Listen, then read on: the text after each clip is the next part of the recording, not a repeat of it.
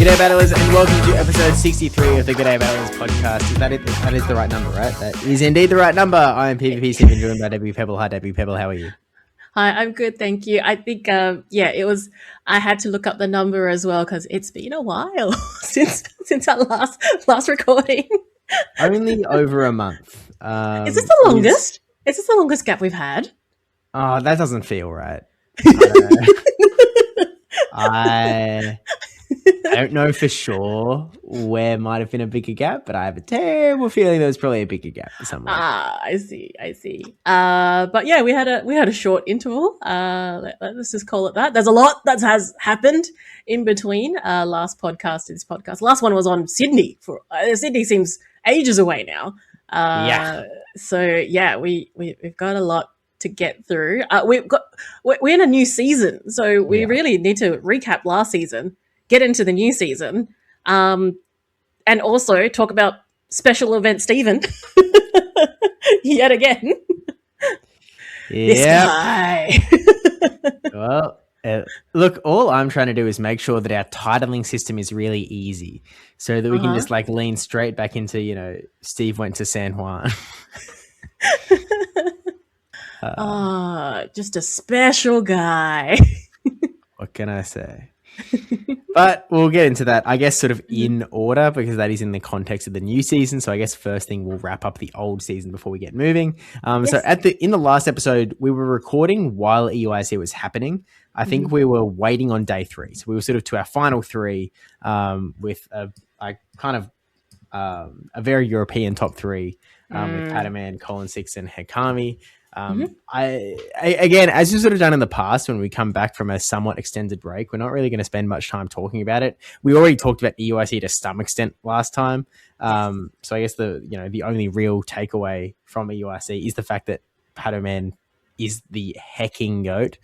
Back-to-back EUIC champ, retaining the 5 ICs in a row of getting a top 3 trophy and Worlds in the middle of that 5, I think, as well. Or maybe actually no, I think Worlds is included in the 5 trophies in a row.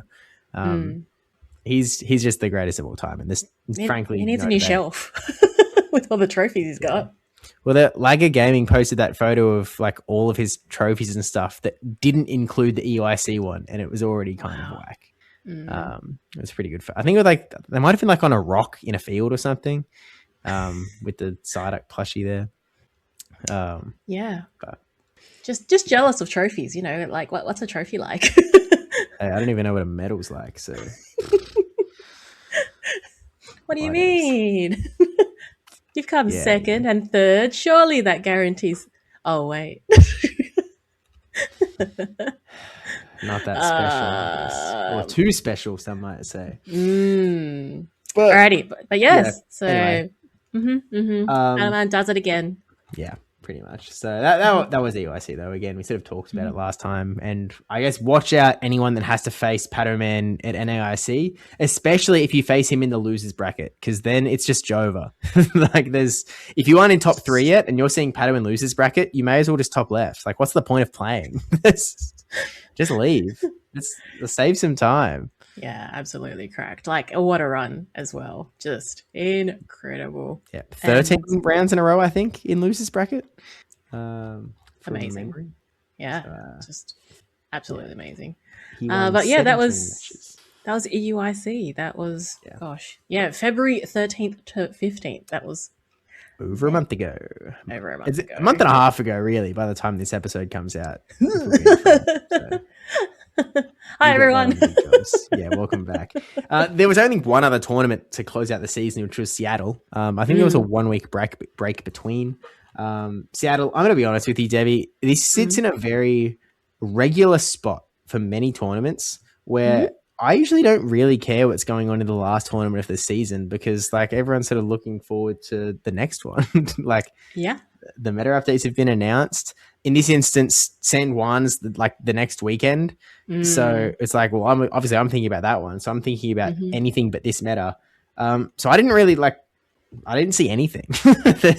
And I think to be fair, neither did I. It was Seattle was that kind of sandwich event, because it was on the weekend and then the new season started on the Tuesday. So it was really, it was a last push for those that did well in that season to be like, okay, maybe it's my last chance to run this meta.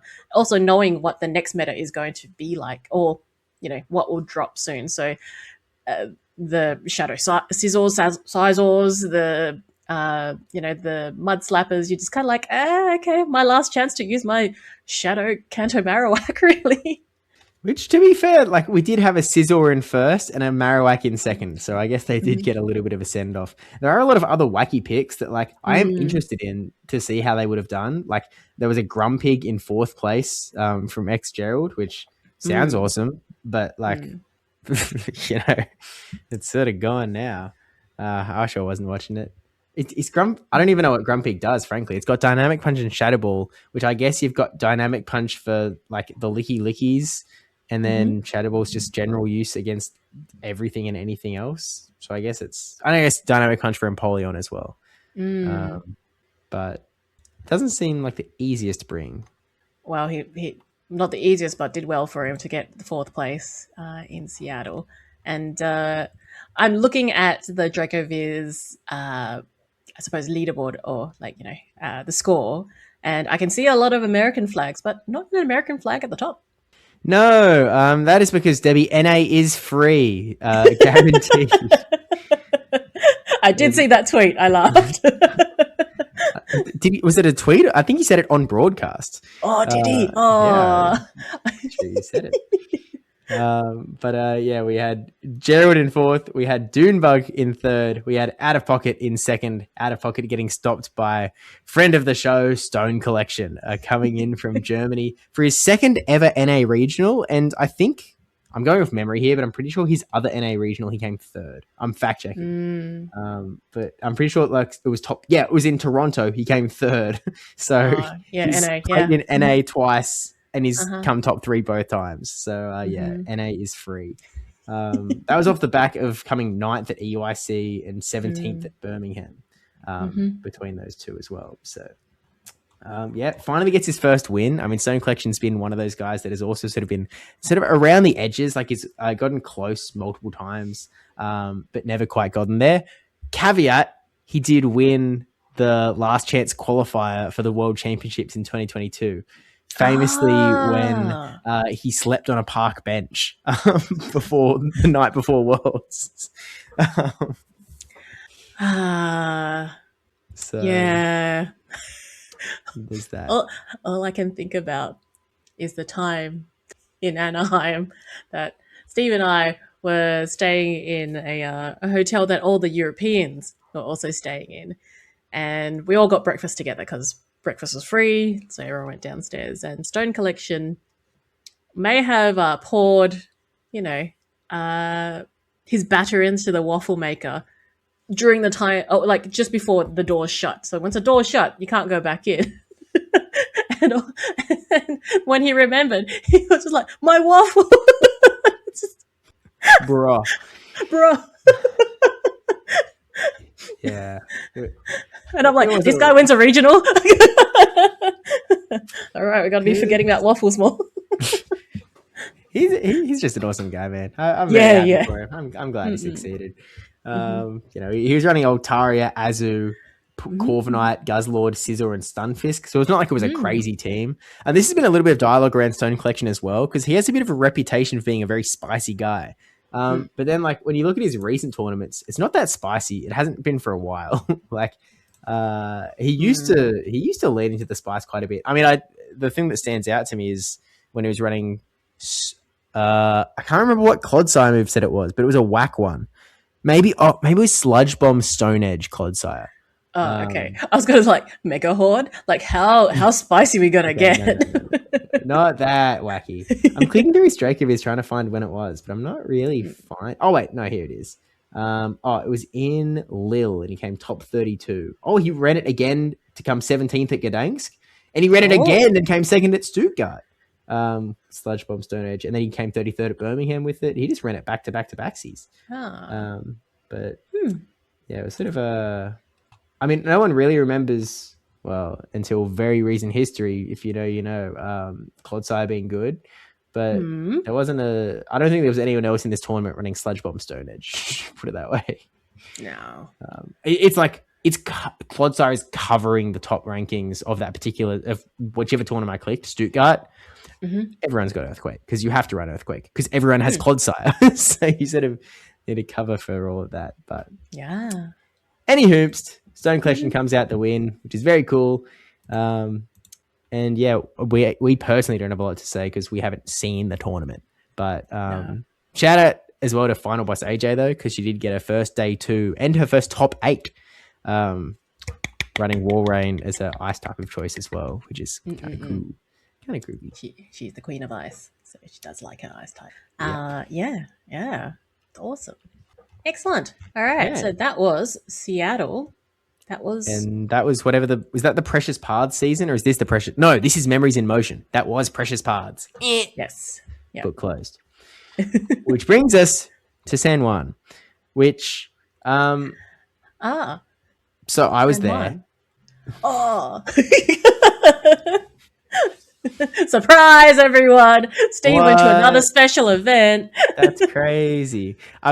So obviously, again, I didn't tell anyone I was going because why would I do that? I only told 2 people. I told you, actually, technically 3. I told you, I told Greg from America, and I told Ash and Nash.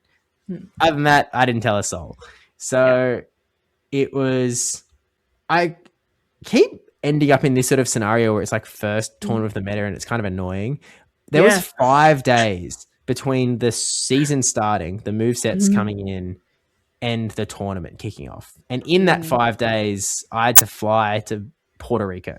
So I didn't have a lot of runway time. No, I think this has been the tightest it's been for you. Like you've done some that are really close, but I feel like you really didn't have a lot of time just because you're so far away and the travel time was a lot more than the actually no, the other ones were long as well, but very tight. This was the longest. I didn't actually I don't think I comprehended anyway,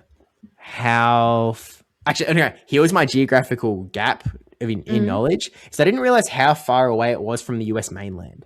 I think it was further to the right than I realized. So it was like going from, I went Sydney to Dallas. Well, I also paid cheapo. So I went Sydney to Dallas to Tampa to San Juan. And I think like from Dallas to San Juan is sort of like, it's that 6 hours-ish time span. So it's sort of like, going that Sydney to Perth. Like it's sort of the cross country. It's sort of that length, which isn't how it's like, it's not how the US is organized in my head. Because I thought it was a lot shorter than I did the calcs as well. And I was like, oh, it's actually quite long. I thought it would be like a 3-hour flight, but it was longer. Yeah, it's just, I mean, it's that whole thing where the globe sort of like it isn't quite the size that it looks like on the spinny globe or the flat map we look at. Which is a little bit further than I expected. I mean, that's fine. It is what it is. But I didn't exactly go in with a great grasp of what was going on, if I'm being real. I was like, okay, Empoleon Altaria is still good. I really wanted to run Shattered Quagsire. Yeah. Because I really liked it. It was like the one thing I really liked. And then Ash and Ash was doing a lot of practice sort of on my behalf. Actually, the first thing I was thinking about was Morpeko. I was just looking at like core breakers. I was like, okay, brand new meta, what's going to be good? Jellicent was supposed to be really good. Flyers were maybe making a comeback. Altaria is obviously around. Your Licky, Corviknight, and Empoleon. Like these guys were sort of all kicking around.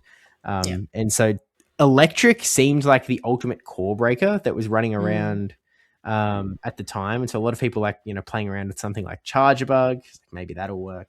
Stunfisk was getting a good set of use. Morpeko, Ash and Ash, Ren. We both entered a practice tournament with the same team that had Morpeko in it. And I think it was like 2 rounds in and he just messaged me saying, Morpeko is not it. It was like, that was not the guy. And I was like, yeah, I know. But I wanted it to be real, unfortunately. Because in the back of my head, I'm always like, well, I can either run a serious team or I can run a team that has some sort of memeage to it. this time I ended up going serious. Unfortunately, like, we were sort of changing team, struggling. Nothing ever felt quite right because the meta was just moving so much because it was these first couple of days when no one knows exactly what it looks like. And so it was constantly changing. Voltswitch Fortress was like on the rapid rise. And so it was like, oh, do you have to deal with that now? Like, how do you, I guess that's where Quagsire comes in. And then with Quagsire coming up, there was more floor just running around with access to Trailblaze that was doing really well into it. Drapion sort of had a moment and then it seemed to vanish again. It was just this constant, everything was evolving and you couldn't settle on a team and be like, this is the one 5 days out. And then what made it worse is that I discovered that team lock-in was actually on Saturday morning, 4 a.m. The tournament wasn't until Sunday. And so I think I landed in, I wasn't even in San Juan yet. I was in Tampa. Dallas? Possibly. Yeah. I was staying in Dallas you were. on the Friday night because it was so much cheaper than Puerto Rico. And I was like, I think it was 7 p.m. I'd had the longest Friday of all time. I left Friday morning. No. Oh, it was kind of early afternoon. It was like 2 p.m. or something. Yes. So I left Friday afternoon, landed Friday, got to the hotel, and then, it was like 7 p.m. and it's like, oh, heck, team lock-in is at 4 a.m. I don't have a team yet. And I don't really want to wait till 4 a.m. because I think my flight the next morning was at like 6:30 or something. So it was sort of like, oh, I kind of need to lock in ASAP. And I'm also really sleepy and I should really get some sleep before I have to wake up really early to get the plane. I think I had to get up at like 3:30 or something. So it was like, what do we do now? So I had a team. And the crazy thing so I sent a screenshot to Ash and Ash being like, maybe this is the team. I think it was the team that won. Not that that's what held me back, to be fair. But basically ended up running like almost none of those guys that were on the winning. Actually, no, it's 3 out of 6. And we're just sort of like, throwing things together. Ash and Ash was doing a lot of practice tournaments with Metacham. Again, sort of just on my behalf, which was very kind. Like he was way generous, like way too generous for any reasonability. I was like, brother, you don't have to do this. And he was like, yeah. So I do really appreciate it. He's a great guy. He's amazing. And so he was like, Metacham is like so incredible. You have to run Metacham. And so I was like, all right. And so, we cobbled a team together with Empoleon, Metacham, Corviknight, Wigglytuff, Sableye, and Stunfisk. Sableye was I feel like a good Pokemon into what was showing up in practice tournaments. I'll say right now, not an amazing pick into what showed up at the tournament, but that's how it goes sometimes. How the cookie crumbles, I suppose. Yeah. But the problem was that I didn't have the confidence running Metacham that Ash and Ash was able to sort of gather.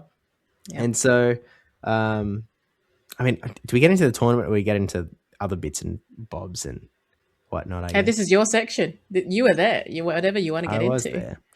And if you want a recap of the finals, go on to like Steve's YouTube channel to watch the video. Yeah, I guess that's there as well. I'll keep it sort of on the short and sweet side. And then actually there are a few bits that are certainly some Steve travel of all time.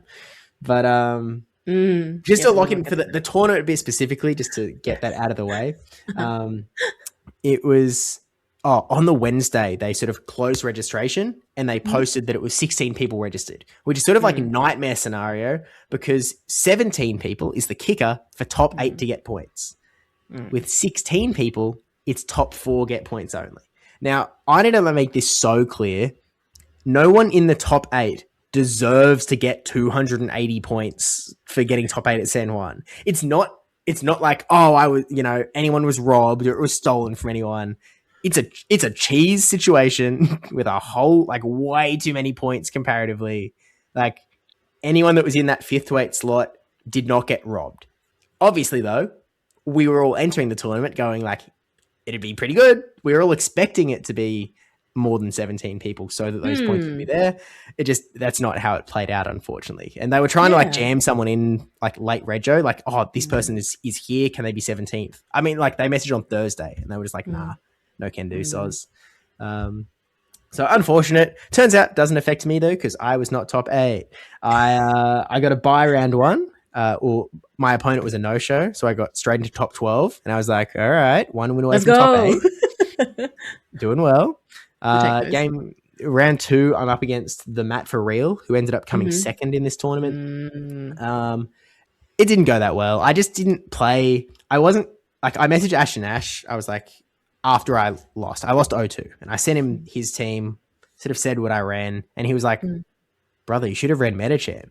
And I was just in a state where like I knew that he was going to run Florges and Corviknight every single game. And I was like, that doesn't feel good for Metacham. Little did I know, again, this is lack of experience. Corviknight's not that bad for Metacham, turns out. But yeah, I was just like so tunnel visioned on like, well, they're coming every game. I guess I'm not bringing Metacham. And so then it was just, and like, yeah. So it was just a lack of confidence that sort of did me in that one. And then I went to losers bracket and I had to play Frost Chaos 148, who is a Puerto Rican guy. Really nice, by the way. Everyone was super chill. Like everyone was having a great time. But he was running Reggie Drago. Yeah. And I knew he was running Reggie Drago in advance because I got added to a group chat and Dragon Energy wasn't in RK9. Oh, no, it wasn't in Play Latam. It was Play Latam.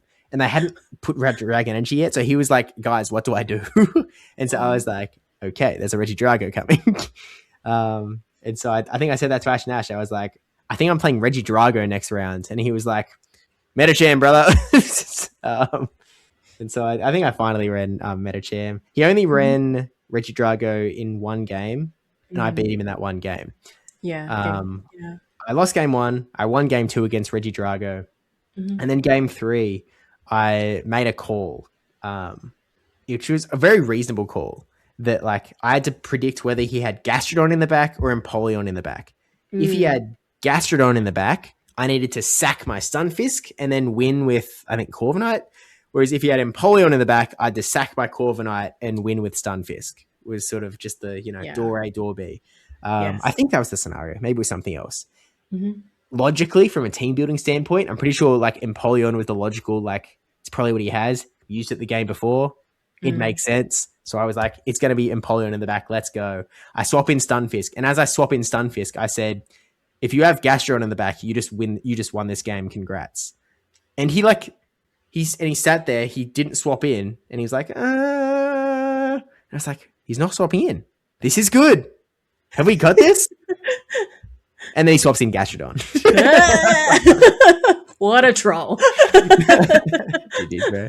And he was sitting there like, you never know. Like, don't count yourself out. And I'm like, I'm really confident, dude. I'm pretty sure like he might have still had a shield or something. I don't know. It was like the most unwinnable situation of all time, no matter what. So it's like, well, GG's. Yeah. So I got knocked out. I didn't get like a single match win. I came 9th. I think that was my tweet. It was something along the lines of like, 9th place at San Juan. Please don't look at how many players there were. But so tournament didn't go that well, and it was always a little bit of a dice roll. It was just who am I going to face? How's it going to go? You never know when you're going to get 2 South African TCG players in a row. It was just sort of it was a dice roll. So we love a good dice roll here. We love a good dice roll. Unfortunately, with the 16 players, it was going to be a much more difficult dice roll than anyone was expecting going into this tournament. So it is what it is. But Jody ended up winning. Jody 12, who is Puerto Rican. He lives in the mainland. But he's sort of it's Puerto Rican. He's defending home turf. Yeah. He tweeted out in December, "I'm going to win San Juan." So good. Yes, he did.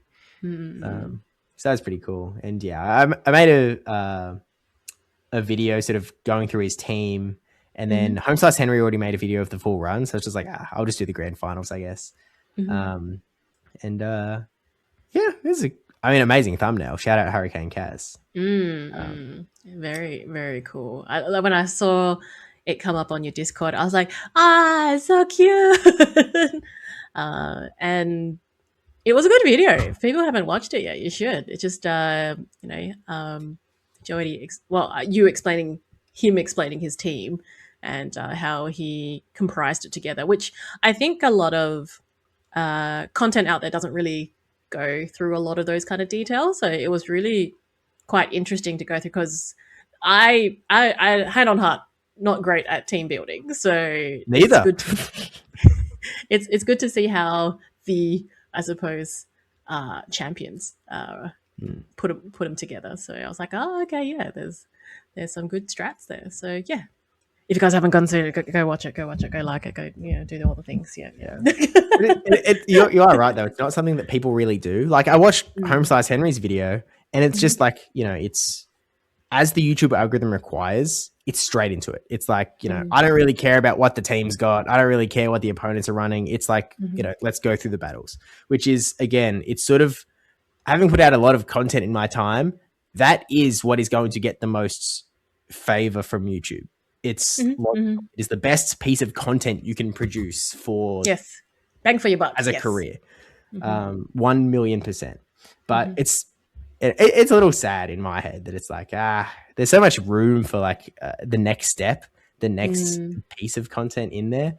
I think I tried to do the same thing with the Jumothy video a little bit. Is sort of talk a bit, like he wrote this, sheet about how he built his team. Yeah. It's just something that isn't really done very much. So I would like to see a little bit more of it. But yeah, regardless, that's all there. It turns out there was only one Jellicent in the entire tournament. There was no other meta chams except mine in the entire tournament. So Sableye was kind of just like, oh, what's this guy doing here? Not sure what he's around for necessarily. Like, there was a Galarian Corsola and a Gorgeist or two. So like there were things that could have hit, but I sure didn't see him. At the very least. Dice roll. Dice roll. Yeah. But I suppose, tournament-wise, that was the end of San Juan. But your travels didn't end there. Yeah, well, okay. So actually before the tournament. So first off, like, we hit Dallas. I go through Tampa. I'm spending a gazillion hours in airports. I wanted to fly Spirit Airlines so bad, just because I wanted to know what it was like. I want to be in on the when the late night show comedian makes a joke at the behest of Spirit Airlines. I want to get it, but I didn't. The flights. So for context, Spirit is terrible. Is that like Spirit a is terrible? Yeah. Is that comparable to like a Jetstar in Australia? No, it's worse? Like it's dog tier. It's so much worse than Jetstar. Like it's like.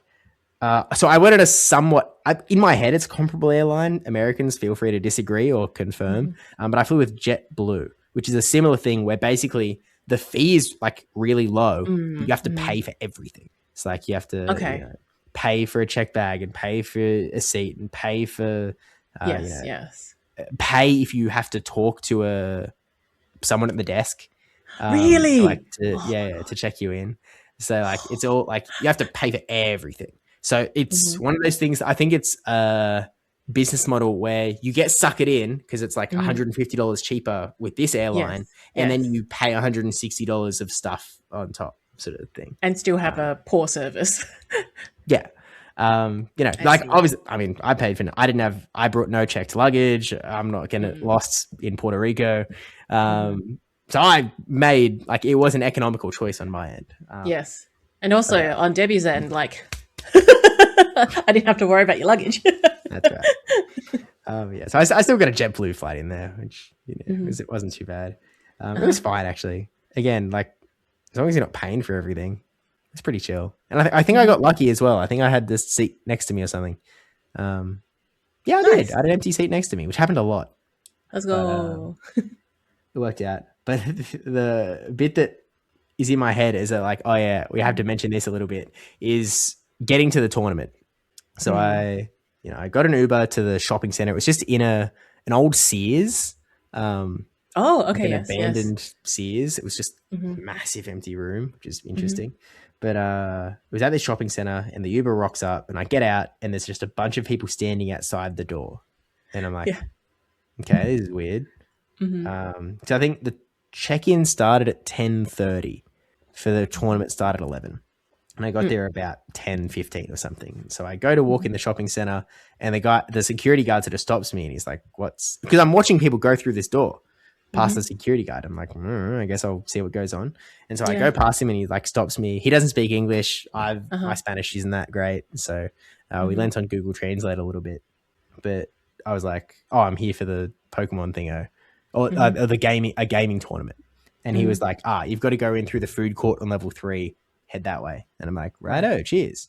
And so I start walking away, and this guy comes up to me. I'm wearing a Play Pokemon shirt, so I'm pretty spottable as I'm here for the Pokemon tournament. This guy comes up to me and he's like, "Oh, dude, you have to go so far that way. Like, you are like, it's probably going to be a 15-20 minute walk, like down the side of this mall. And then you've got to go around. Then you'll find an entrance sort of over that way. But like, just keep walking, man." And I'm like, "Righto, thanks." And so I start to walk, and then I'm reading the group chat. Oh, forgive me for being a little bit out of order and scatterbrained. This was 3 weeks ago plus. But when I landed in San Juan on Friday night, on a Saturday night, is when I tweeted that I'm in San Juan. Yeah. And at that, it was the morning of. It was Sunday morning that I tweeted. Yes, 7 a.m. Sunday, I tweeted, I'm going to win San Juan or something to that effect. Yeah. Because like I got messages from people being like, why is Steve practicing? There's only one reason why Steve, and also like, where is Steve? Because I think I was streaming or something, and someone was asking, it's like, where? I'm like, he busy. I don't. Which also, again, just to like beep beep beep, keep jumping away from the main storyline I was on. Yes. Cape Town was an amazing cover for like, I was in these practice tournaments and people messaging me being like, beginning prep for Cape Town, eh? Yeah. And I was just like, so it was pretty funny, actually. Great cover. Great cover. Amazing cover. Shout out Cape Town. But okay. Back one. I tweeted in the morning of, and then I think LW Josh added me to a group chat with like 9 of the other guys that were, all going and talking and whatnot, which is where the Reggie Drago chat was in. And in that chat, there was all of these like, how do we get in? How do I get in? And someone said like, the shopping center opens at 10:30 apparently. And so I was like, looking at my watch, I'd walked a little bit. It was 10:26. I was like, you know what? I'll just wait. I'll wait for it to open at 10:30, whatever. And then I'll just walk through the shopping center, find the food court. It should be fine. 10:30 rocks in. The door doesn't open. I'm like, weird. And as I'm about to go like, what's the deal? The guy that I was talking to before walks up to me again. And he's like, dude, it's so much more that way. And I was like, yeah, I was just going to wait. Like, the door's supposed to open at 10:30. He's like, no, it doesn't open until 11, dude. And I was like, oh, right. So that might be a little bit late then. And he's like, yeah. Look, just come with me. I'm heading that way. So, just come with. And I'm like, yeah, fair enough. And I expect that we're going to walk. Turns out he was driving. He was like getting his car. And then he just like, he saw me sitting down, stopped the car, got out of the car and was like, come on. So anyway, I get into this stranger's car in Puerto Rico. Nothing could go wrong. As I sit down, let me just mention here, Steve has not mentioned this to me at all. This is the first time hearing this. All he told me was, I am waiting for the doors to open at the shops to get in. And I'm like, okay.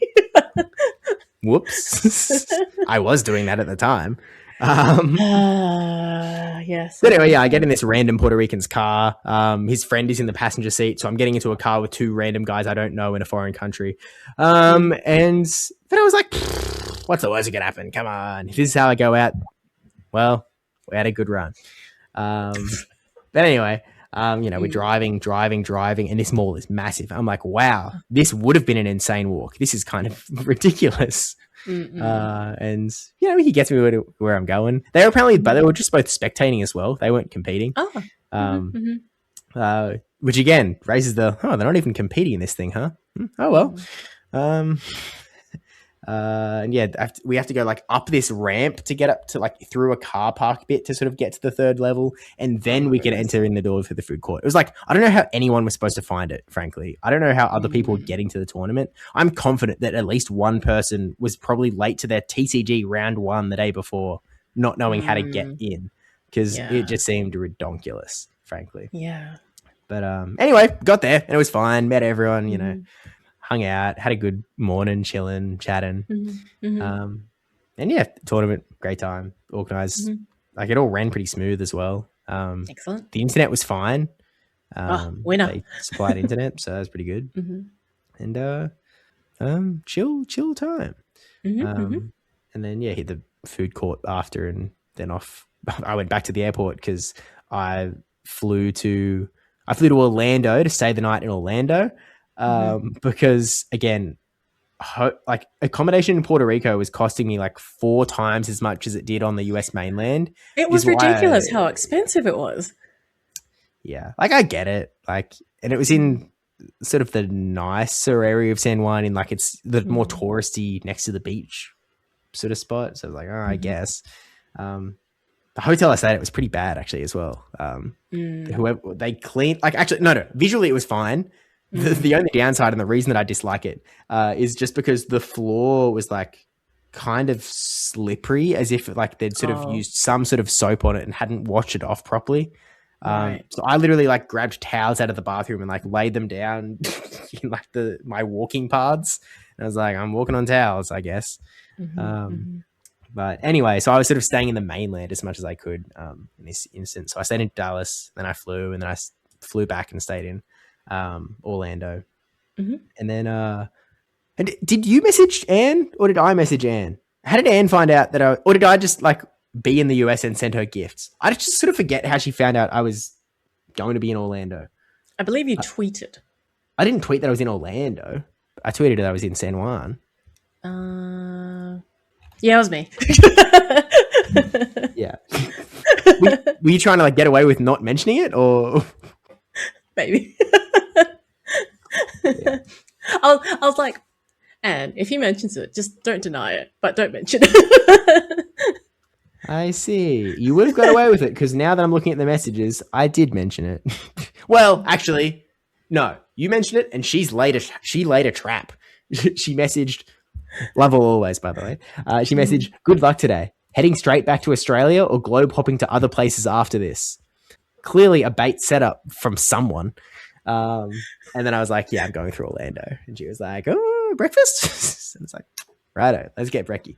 And so I think my flight ended up getting delayed back into Orlando anyway.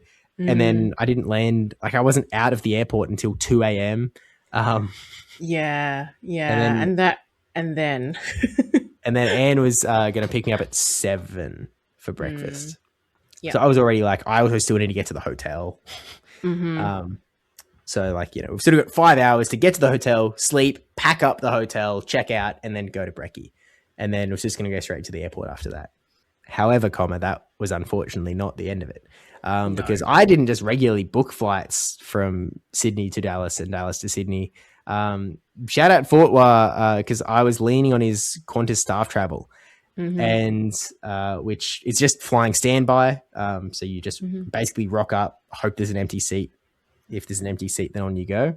And it all should have been fine. Like it all looked fine beforehand. The flight there was fine. The flight back though, as it happens, and this is not the last time that this is going to get mentioned in this episode, due to current geopolitical situations going on that are affecting airlines and flights in certain regions of the world. Qantas, I believe, were flying out a lot of people out of Europe through the US, which meant that the Qantas plane I was going to get on from Dallas ended up filling up way more, to the point where it was like, oh, you're not getting on. I think maybe I shouldn't say, but basically I was not getting on this plane. So it was like, oh, right. Well, now what? Because Dallas, there's only one flight a day. So I would have to wait another 24 hours, or I could fly to LAX, my favorite airport. Actually, I was going to make a joke as if it was my least favorite. It's not. OR Tambo, you know what you did. So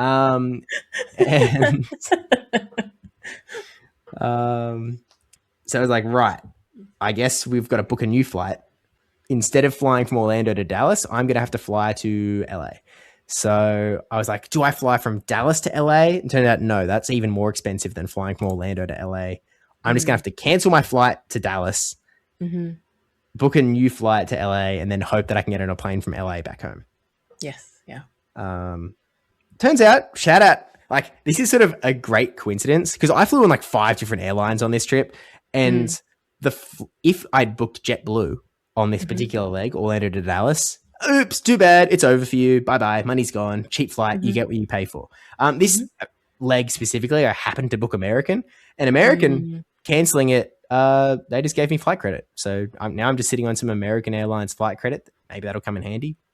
I didn't really lose per se. So kind of handy on that front. Yeah. Still had to pay exorbitant price to get from Orlando to LAX for a flight 12 hours later or something. Yeah. And with the price of oil recently spiking for some reason, it wasn't cheap. It was not expensive, to be fair. All in all, the entire trip was still a fat chunk cheaper than if I had to pay full fare to Puerto Rico. Yes. It was still a discounted trip, even with some emergency high expenses. Yes. So it wasn't that bad. So we have breakfast at IHOP, the famous IHOP, which was lovely. So shout out Anne, had a great time. She dropped me at the airport on her way to work. I had to hang out with my new flight. I had even extra time to just wait in the airport and do nothing. You were so there for so long. I was there for ages. So I was just hanging out. I think my flight was at 2:30. So I had to, and she dropped me off 8:30ish or something like that. So yeah, I was in the airport for 6 hours. Did you get lounge access? No. I wasn't looking for lounge access. But I think I booked with United in the end. But anyway, I get to LAX. I get on the plane. We're home time. And I had to wait a long time anyway because all of this was happening in the context of the flight home from LAX was going to be 9:30 p.m. or something. So I had a lot of long days and a lot of no sleep on this particular trip. But I got on the plane and we got home. So yippee! No luggage was lost. No luggage came was back. lost. Your phones came intact. You came intact. The strangers that I got in the car into, no harm done. No kidneys were lost. Not that I'm aware of, unless they were really smooth operators. But so that 5-minute car drive. yeah, it was just kind of ridiculous. I learned a lot about these guys. I don't remember their names, so whoever they were, shout out. Because he also as soon as we got to the Rego bit, we just hard got separated and never saw them again. But they were lovely, whoever they were. If they find this podcast somehow, hey, let me know. Surely we can ask. I would imagine the Puerto Rico scene being very small. Surely, they were TCG spectators, man. And no, that's fair. Okay. Yeah. But that was San Juan, I guess. That was San Juan. Yay. So I suppose my question always for you is, after a special event, is it worth doing again? Well, I made, if you compare it to Johannesburg, where I came second, I got just as much prize money. So True. Equal. Okay. I don't know. It's one of those things where it's I would never recommend any other human ever to do this. It's a stupid idea. It's a dumb plan. It's a waste of money. But I had a good time. So yeah, that's all that matters. Plus, if say I just went to Cape Town and that was my season, come on, everyone's going to predict that. Marta Galde's already out there tweeting Steve's going to go there no matter what. And it's well, not a lot of people expecting San Juan. Now, he would probably comment and say, T. Wastel predicted that I was going to go to San Juan because he's said something to that effect. But if we're being real, he's also said that I'm going to every tournament ever. So really, this is some broken clock right twice a day shenanigans. He said I was going to Seattle. He did. So can you really claim it? I don't know. I'll leave that to you to decide. Well, yeah, I had a good time. And look, it is very much a case that I'm not going to any other regional this season. So it's sort of may as well. I do, in some sense, where my regret comes in, and it's not so much regret.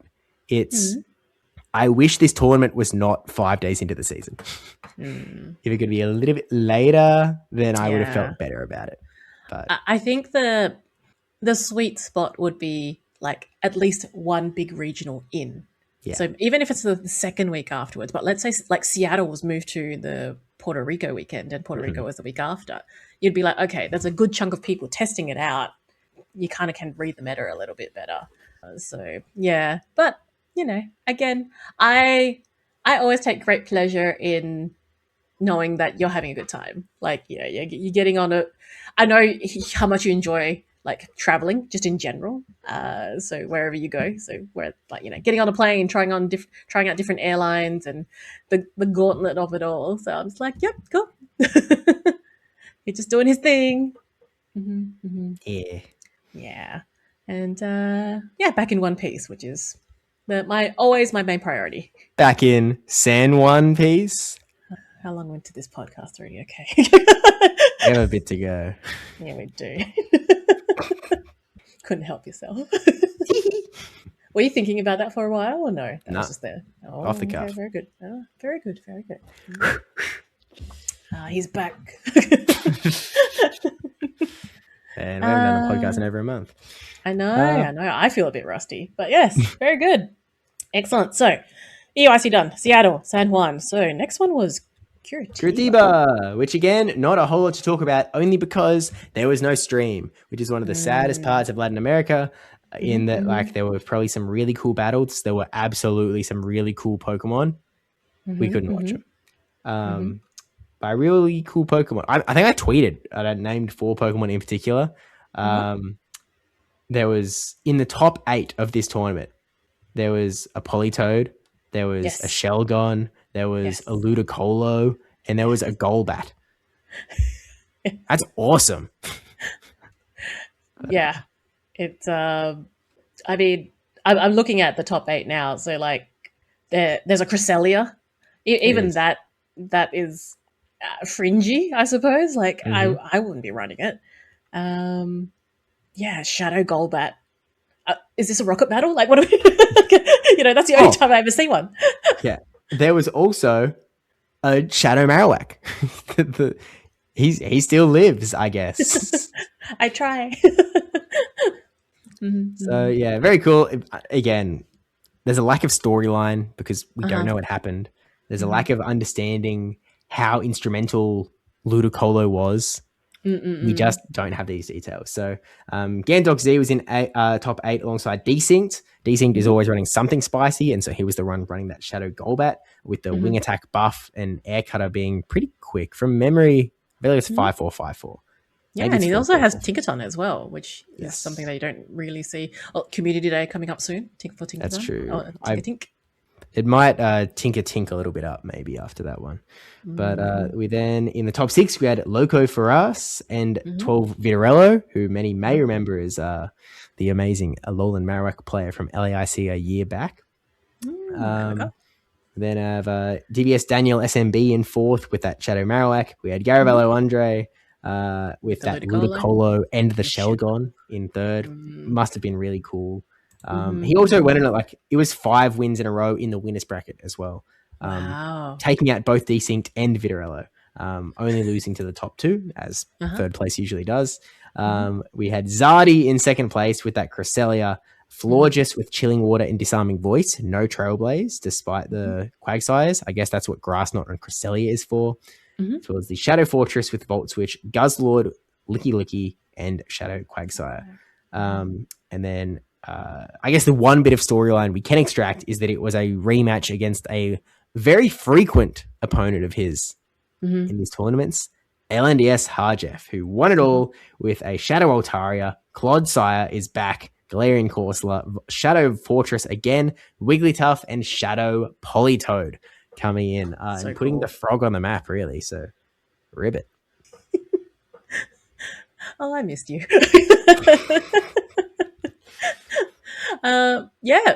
Politoed. I mean, like, Politoed's so spammy in general, not even Shadow itself, when it's not Shadow. So I can imagine just how good it would have been back then.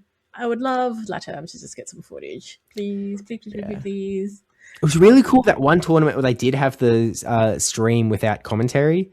That was still pretty massive. So, I know Caleb ran his little stream where he had Butters, Soph, and that's right. Speedy on, yes. which is cool. Yeah.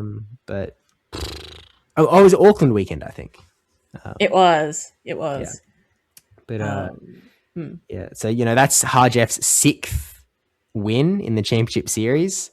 Zardi and Hernandez Harjeff are now 2-2 in their official record, I believe is what the stat was on Twitter. But that's about all we can say about it, really. Alas. Yeah. Again, are we surprised that these guys are in the top two? No. No, not at all. Again, bringing some incredibly spicy. Well, I don't know if they're spicy or not. It's just the new meta, right? So this might be the norm going forward. And I guess that's the question that Houston was then set to ask. And unfortunately, we are missing a little bit of data on Houston because the full Dracoviz isn't loaded in. We sort of only have the Dracoviz graphic that has the top 16 teams, which obviously gives you a pretty decent snapshot as to what the hard meta is. I can tell you with significant sadness, I don't see a single Ludicolo on this thing. So that's kind of unfortunate. There was no dance floor. No dance floor. There was one Shelgon. Yes. But that's about it. So in Houston, which is just taking place, I guess as the usage snapshot, I'll just read out the top, just in order from top to bottom. Top day 2 usage was, according to this graphic, which I think had a slight difference to the stream graphic. So I'll edit it as such. Shadow Quagsire in number 1, then Wigglytuff, Shadow Fortress, Guzzlord, Corviknight, Empoleon, Metacham, Annihilate, Shadow Voltaria, Licky, Clodsire, and Corsola Galarian form are all sort of rounding at that top 12. So it's a lot of picks that were good last season, with Shadow Quagsire and Metacham really sort of being the big two that have jumped massively. Clodsire obviously sort of popping back in as well, which is kind of interesting. I guess as an answer to the Wigglytuffs, while also having some play into Empoleon and such. Also play into Altaria, depending on moveset, I guess. Look, when I saw the first graphic where it had, I think, day 1 usage and sitting on top was Wigglytuff, I was just like, yep, it's my kind of meta. Let's go. Fairy Raid Supreme. So yeah, obviously it had shuffled across as the day went on into day 2. But yeah, it seems like bring your Quag and bring your anti-Quags. Yeah, in some sense. Although none of those Pokemon that have a grass submove made it onto that top 12 usage either. So it sort of feels like people are dealing with Quagsire just by committee. Like they're just dealing with it neutrally. At the same time, it might just be the case that they're a little bit more spread out. Like they just weren't, people picked different Quag answers. Because we had some Gorge Ice running around that have that Seed Bomb and also don't care too much about Quagsire's moves. There's some Florges, which have access to Trailblaze if they decide to run it. Again, we can't check on Dracoviz as of yet. There's a Credilli in top 8 as well. That would obviously handle it pretty decently. I don't see any Cresselia here either. No, Chris. In this top I 16. do see with Go League Greg did bring a Forest. True, which has Trailblaze. Which I kind of laugh because his name is Greg and there's a Forest. If you know, you know, I guess. There's an Abomasnow in the top 16 as well. That brings some grass coverage in.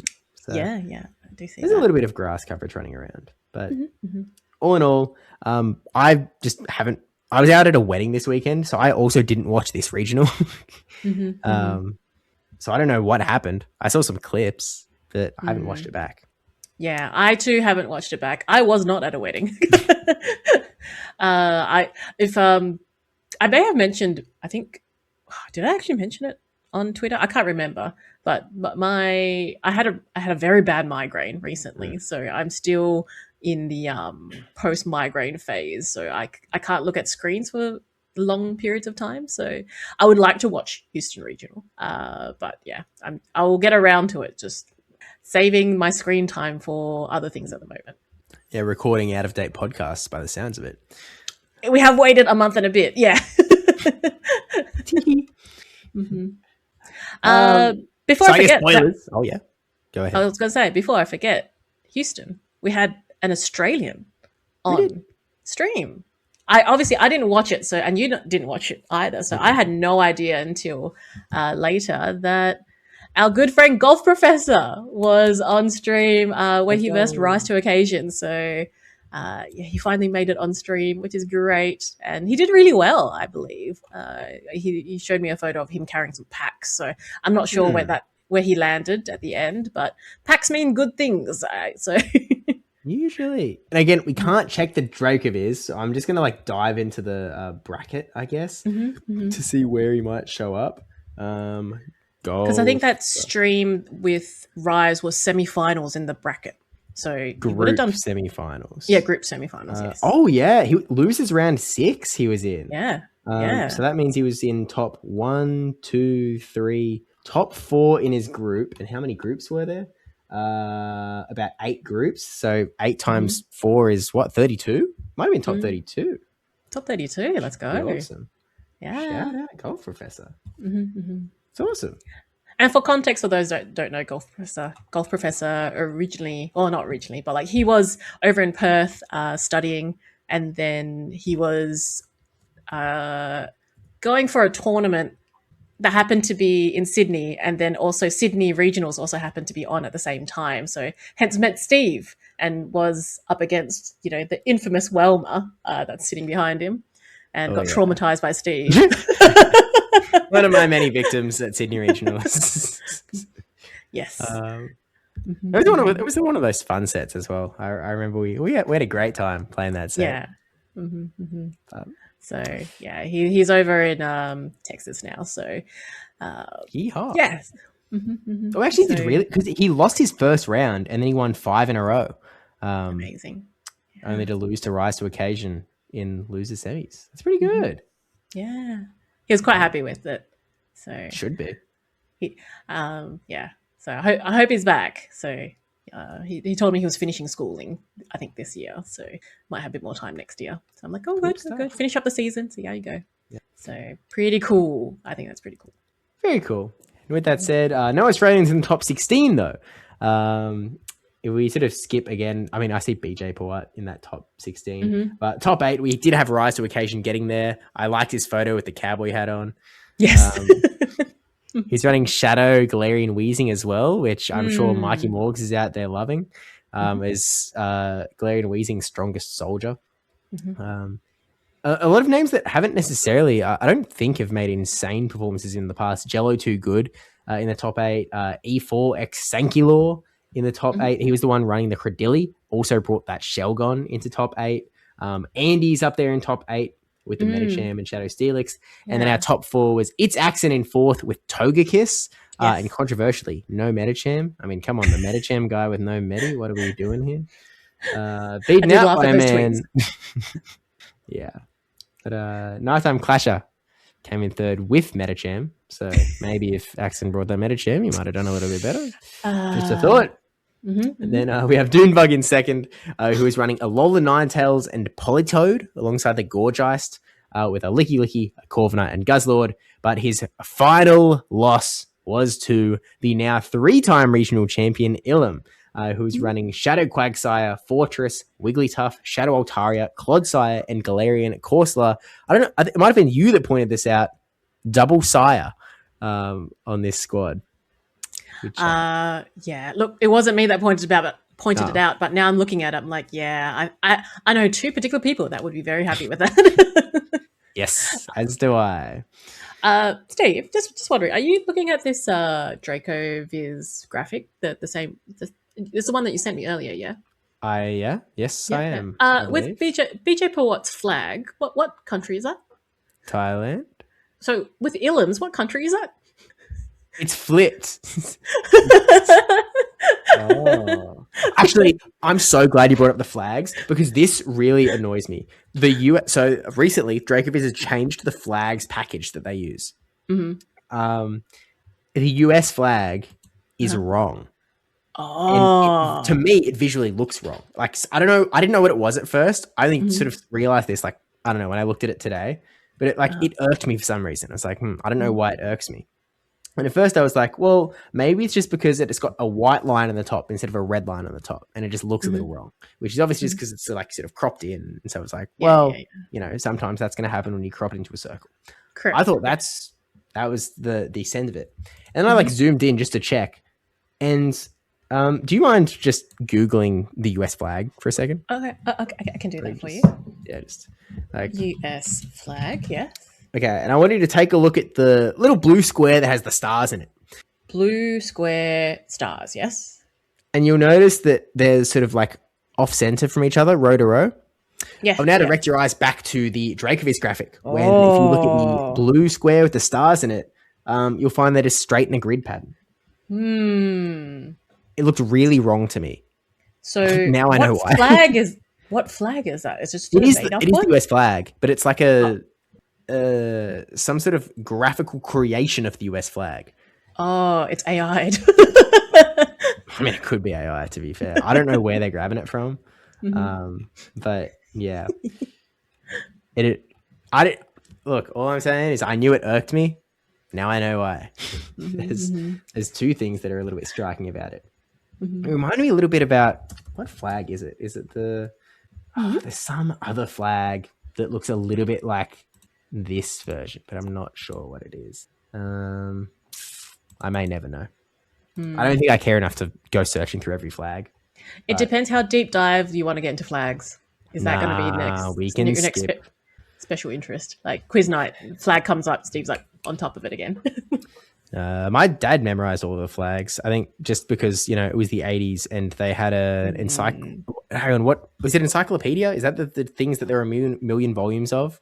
Yeah, like a Britannica series. Yeah, like that. Yeah. And there was not much to do, I guess. And there was one on no flags, so it's just like, guess I'll learn these.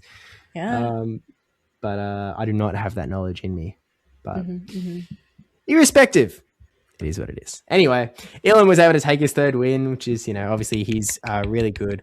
He's certainly in that conversation of like the all-time greats, but he's not there yet. He's like, he needs something more to sort of give him that leg up. Yeah, like an IC would be a big leg up, I think. Like worlds?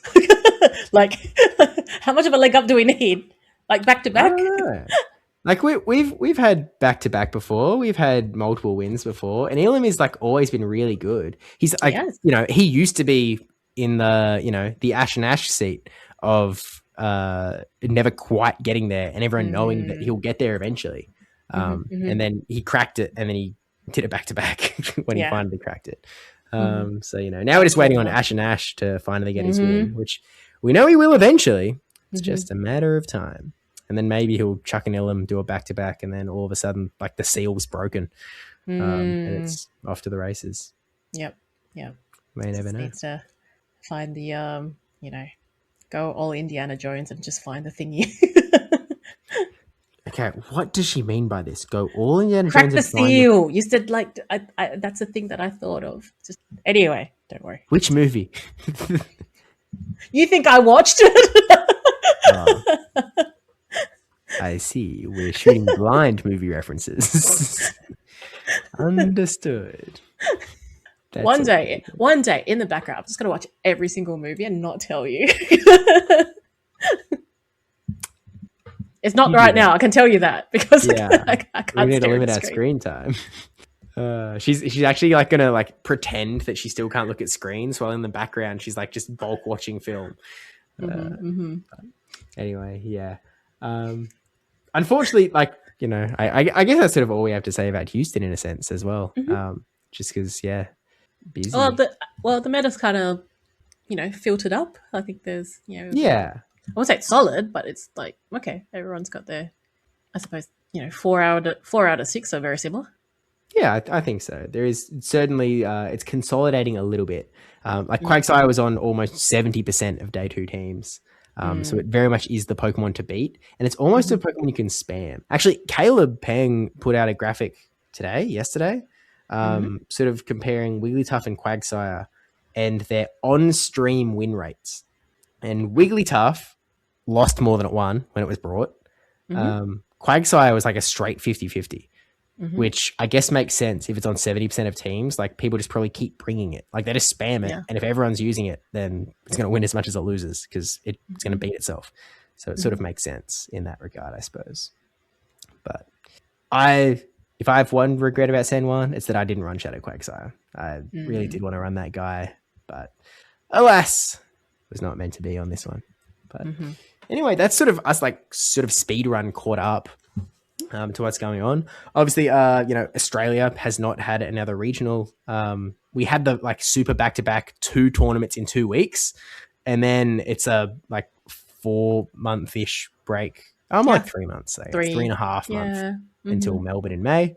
Registration opens probably before you've listened to this. So registration is open now, I will say, knowing that it won't be up in time. And there are 64 slots for Go. So... Yes, confirmed. Which again, shout out ESL for telling us that, because most don't. Some controversially. But yeah, very convenient. Let's not get you on a blacklist again. We'll see what happens.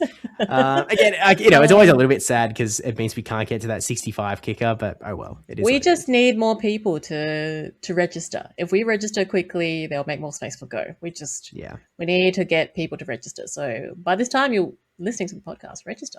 Yeah. If you're going to go, just register, please. Thanks. Don't wait, because again, as much as it's why would I bother registering quick, because I can just register late and it'll be fine because there'll be a spot for me. Chances are you're correct, but it sort of disadvantages all of us, I guess, in the end.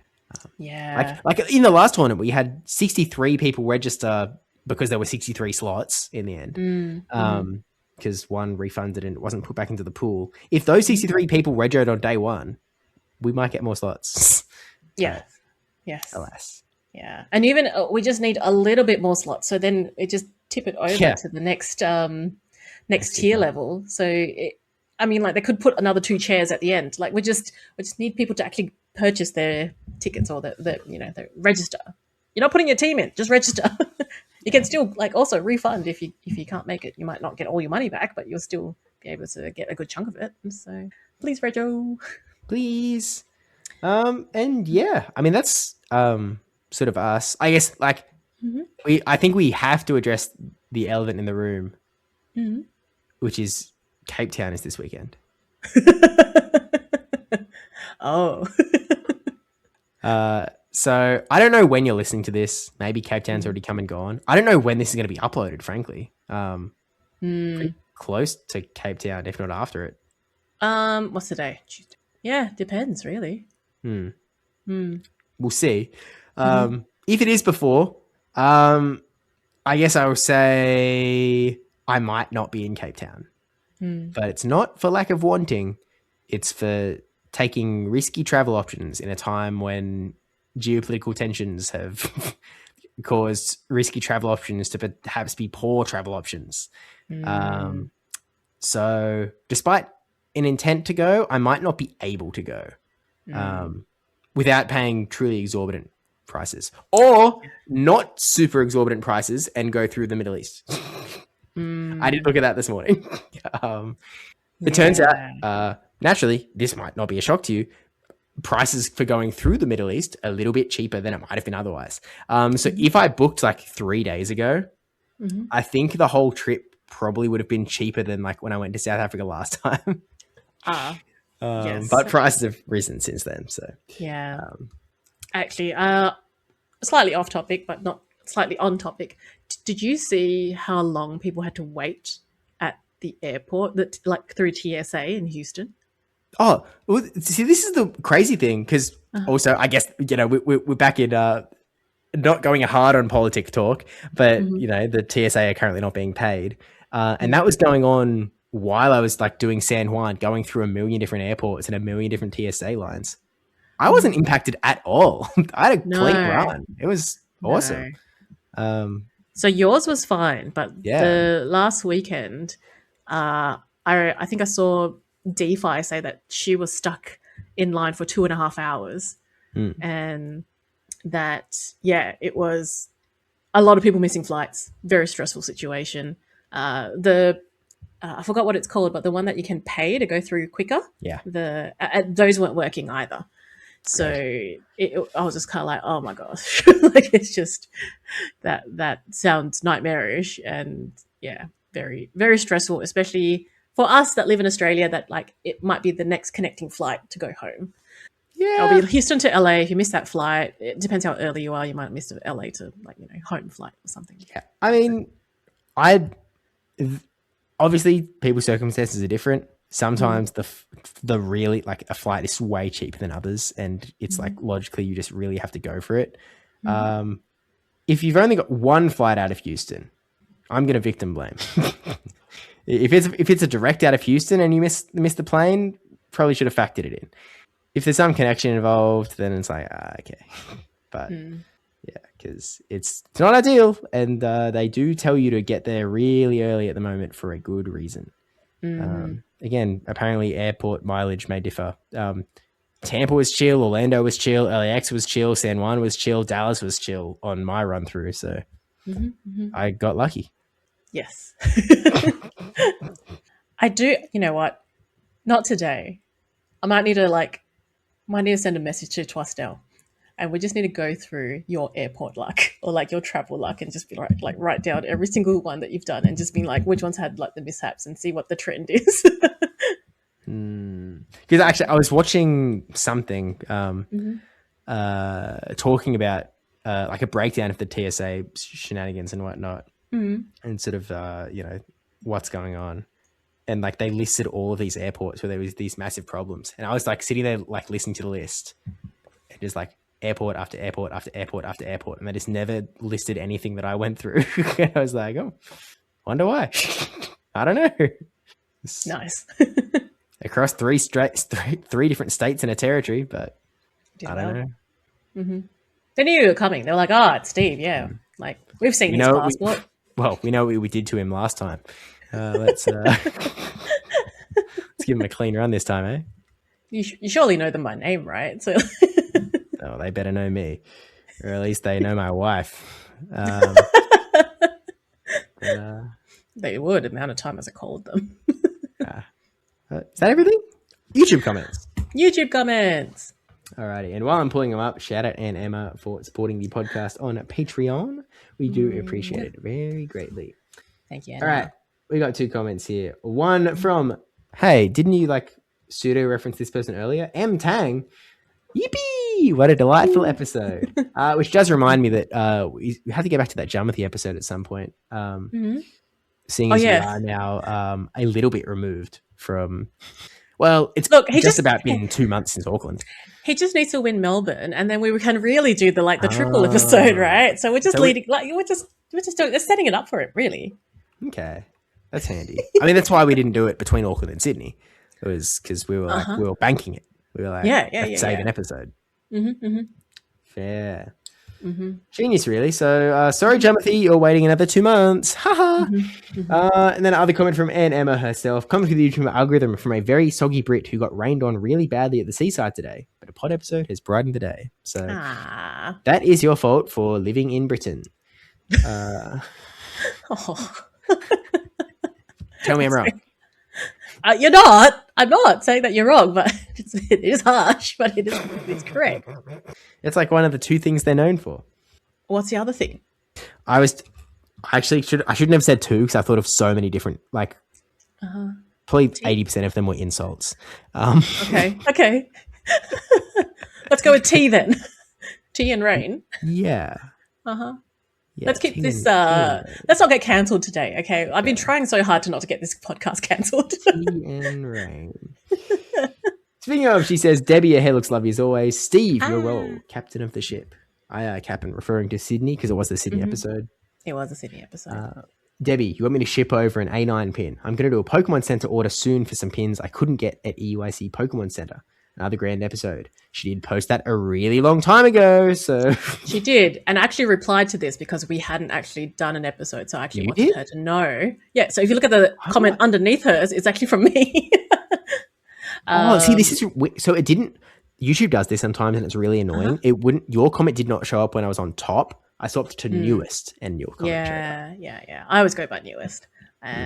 So, and I did let her know going, if you see one, let me know. I can't seem to see any A9 pins at the Pokemon Center store on the US or the Australian website. So I don't know if they exist. So maybe there is one out there, but if not, I'll just have to wait because Alola is quite down the track when it comes to all Gen of them. 7. So yeah, so It exists. I'm seeing a link from Pokemon Center. For it's an in a A9 2-pack with a Alolan Sandslash. okay. I mean, like, So- great. They are both PvP Pokemon. I'll take them. Yeah, the Alolan Ice rules, I guess. I would think it would be like a Vulpix, but no, just the two ice types, hey? Yeah, it does seem odd. I'm presumably on the US website. What if I click Australia? Oh, it's out of stock on US. Yeah. So it's not on the Australian. It's on the US, but it's out of stock. But it does exist. Yeah. Things do get restocked over time. Like currently the Ditto plushies that I am very much eyeing at. Oh, it's been... Well, there's one question. Will this be restocked from December 2024? And they got responded in April 2025 saying, we don't know when it's going to be restocked. Yeah, so presumably it has not been stocked in a year and a half. Oh. Yeah, okay. Yeah. Yes, if anyone spots it, keep an ear out. Well, that's why I've been looking at the Ditto plushies because I've seen which years the ones have been released, and they seem to be doing like they will release a new one every year, but maybe a restock every 2.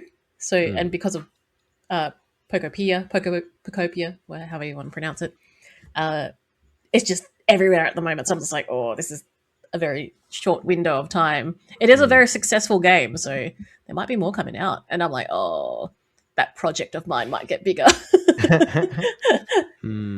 This is true. Might have a bit of work to do. I have lots of wall space. We can make it happen. Yeah. Same. That's a whale mode. You can't put a shelf on that. Oh, I guess not Maybe on the same. teeth. Maybe in between the teeth. You can just put a plushie in each one. But that is episode 63 of the G'day Battlers podcast. I don't think there's anything more to say. So thank you for watching / listening, depending on which way you go. If you haven't already, at G'day Battlers and all the things, the X, the YouTubes, even if you are not watching it on YouTube. And anything else? Last words? Please, if you are listening on Spotify, please head over to YouTube to give us a sub as well. We're on currently. We'll date this. 87 subscribers. So 87. We're getting close to 100. Wow. We're going to become a big deal. Before I left the community ambassador program, which was within the last month. There were people asking, oh, like, where can we find you? I was like, oh, look, I'm at debbiepebble for all things. But actually, the only thing I linked was G'day Battlers. But this is really the thing that I actually want you to click on. So the extra 5 subscribers was from that. Let's go. But thanks, community ambassadors. Wow. Thanks, community ambassadors. My last parting gift. Yep. They would have clicked the link and been like, wow, no episode in a while, eh? Righto. That's all right. Yeah, but I think that's it. We'll catch up on the next one. And we'll find out if I went to Cape Town or not, because I don't know yet. I don't like my odds, to be honest with you, but we'll see. We'll see. Yeah. I might have some work to do. Okay. All right, bye. Oh, you're going. You keep going. Okay. You have to click the button. Oh.